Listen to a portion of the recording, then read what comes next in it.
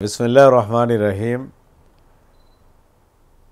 কাছের ও দূরের দর্শক শ্রোতা, পেনভিশন টেলিভিশনের সিয়ামের আলো অনুষ্ঠানে আজকে আমরা আলোচনা করব দিন কায়েমে সিয়ামের শিক্ষা এই বিষয়ে।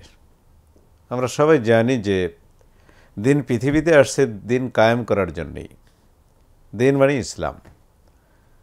আল্লাহ তাআলা বলছেন আনাকিমুদ্দিন, তোমরা দিনকে কায়েম করো। এমনিভাবে দিন কায়েমের পক্ষে কোরআন এবং হাদিসে কিন্তু প্রচুর কথা বলা হয়েছে। তো বিধায় এটা কিন্তু নির্দেশবাচক কথা যে আনাকিমুদ্দিন, তোমরা দিনকে অবশ্যই প্রতিষ্ঠা করবে। আর আল্লাহ তাআলা কিন্তু সূরা সফের মধ্যে বলেছেন যে ইউরিদুনা লিইউতফিউ নূরাল্লাহ বিআফওয়াহিহিম আল্লাহু মুতিম্মু নূরিহি ওয়ালাউ কারিহাল মুশরিকুন, যে ওরা চাবে, ইসলামের শত্রুরা মুখের ফুৎকারে ইসলামের আলোকে নিভিয়ে দিতে, কিন্তু আল্লাহ এই দিনকে কায়েম করেই ছাড়বেন সকল মতাদর্শের উপরে, যদিও ওদের ভালো লাগবে না। তো কিছু লোকের আসলে সমাজে শালীনতা, সভ্যতা, ঈমান, তাকওয়া প্রতিষ্ঠিত হোক, এগুলি ভালো লাগবে না। এটা প্রত্যেক সমাজেই ছিল, আমাদের সমাজেও আছে। তো আমরা বুঝলাম যে দিন কায়েমের অপরিহার্যতা, দিন অবশ্যই কায়েম করতে হবে। সালাত সিয়াম কায়েম করা যেমনটি ফরজ, দিন কায়েম করা ওরকমই ফরজ। তো দিন কায়েম করার জন্য আমি মনে করি যে এই রমজানের শিক্ষা আমাদের জন্য একটা বিশাল কাজ করতে পারে। রমজানের ইতিহাস দিন কায়েমের ইতিহাস। রমজানের ইতিহাস আমাদেরকে মোত্তাকি বানানোর ইতিহাস। এবং আমরা জানি যে দিন প্রতিষ্ঠা করতে গিয়ে রাসূলুল্লাহ সাল্লাল্লাহু আলাইহি ওয়াসাল্লাম সাহাবাগণকে বেশ কিছু সম্মুখ সমরে অংশগ্রহণ করতে হয়েছে। পৃথিবীর প্রথম যে যুদ্ধ ইসলামের ইতিহাসে, বদর যুদ্ধ, কিন্তু রমজানে সংগঠিত হয়েছে। এমনকি মক্কা যে বিজয় হয়েছে 10ম হিজরিতে, সেটা রমজান মাসে হয়েছে। আমরা আসলে অবাক হই যে ইসলাম প্রতিষ্ঠার জন্য সাহাবায়ে কেরাম কী কষ্ট করেছেন, কি চ্যালেঞ্জ নিয়েছেন, কি কোরবানি তাদের ছিল। আমরা তো রোজা রেখে হাঁপিয়ে যাই, কাহিল হয়ে যাই, দুর্বল হয়ে যাই।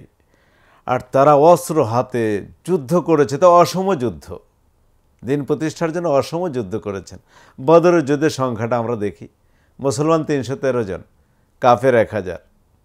আর সেই কাফের অস্ত্র সশস্ত্র, তাদের কোনো অস্ত্রের অভাব ছিল না। সেই যুগের অস্ত্র, ঘোড়া ছিল, হাতি ছিল, উট ছিল, দুম্বা ছিল, খাদ্যের অভাব ছিল না, বিনোদনের জন্য নারীরাও এসেছিল। কিন্তু মুসলমানদের কিচ্ছু ছিল না। শুকনা লিকলিকে 313 জন মুসলমান এ অসমে যুদ্ধে আল্লাহর প্রতি বিশ্বাস রেখে মুসলমানরা দিন প্রতিষ্ঠার জন্যে ময়দানে ঝাঁপিয়ে পড়েছে। এই রমজানের 17 তারিখে ঘটেছে সেই ঘটনা, এবং মুসলমানরা বিজয়ী হয়েছে। তো বিধায় এই ঘটনা এবং মক্কা বিজয়ের ঘটনা কিন্তু প্রমাণ করে যে রমাজান শুধু উপবাস যাপনের নাম নয়, এই রমাজান শুধু উৎসব উদযাপনের নাম নয়, রাষ্ট্র থেকে বিবৃতি দেওয়ার নাম নয়।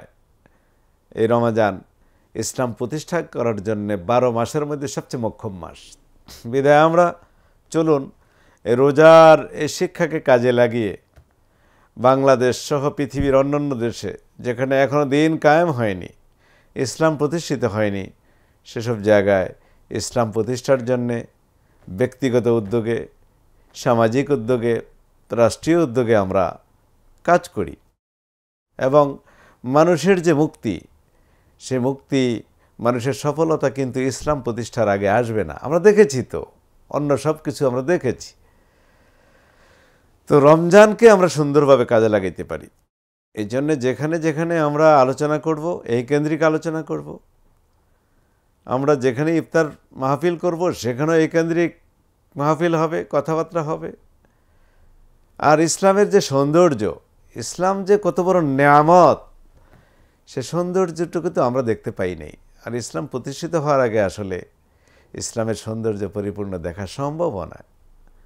এবং ইসলাম ছাড়াই যদি আমরা সফল হয়ে যেতাম দুনিয়াতে এবং পরকালে, তাহলে তো ইসলামের দরকার ছিল না, ইসলাম ব্যর্থ হয়ে যেত।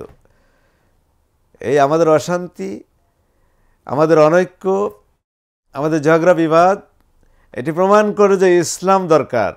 ইসলামই পারবে এই সবগুলোকে মিটিয়ে দিতে। এই জন্যে রমজানের আসলে বহুমুখী উপকারিতা এই রমজান মাস, এবং রমজান এবং কোরআন তেলাওয়াত যে মানুষকে জাহান্নামের আগুন থেকে রক্ষা করবে এবং এই দুটো জিনিস আমাদের জন্য শাফাত করবে, যদি সেভাবে আমরা কাজে লাগাই, তো আমার মনে হয় আমরা এটা আমাদের কাছে স্পষ্ট হয়ে গেছে যে এই রমজান মাস এটা শিক্ষা নেওয়ার মাস, রমজান মাস থেকে দীক্ষা নেওয়ার মাস। এটি রমজান আমাদেরকে ঐক্যবদ্ধ করবে, রমজান আমাদেরকে ত্যাগ করা শিখাবে। চূড়ান্তভাবে আমরা ইসলাম প্রতিষ্ঠার জন্যে প্রতিজ্ঞা করব এই মাসে, এবং আমরা সে অনুযায়ী কাজ করব, পরস্পর আলোচনা করব, কোরআন হাদিস আমরা অধ্যয়ন করব।